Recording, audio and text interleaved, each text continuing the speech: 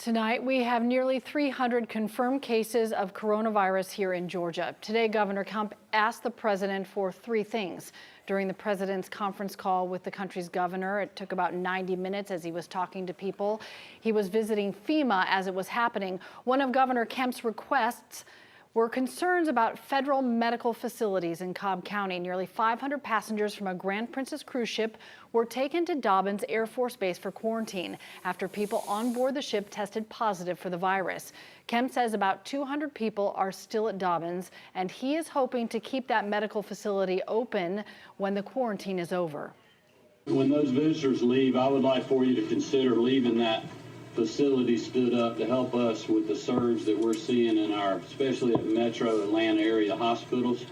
So just want to keep that on the table if you're willing to consider that. Governor Kemp also asked the president to leave the directive for the National Guards with the governors.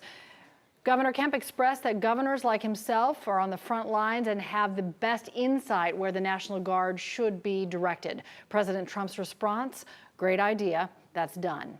Kemp's final ask was for the president to consider a block grant to fill state revenue shortfalls. President Trump said he would consider it.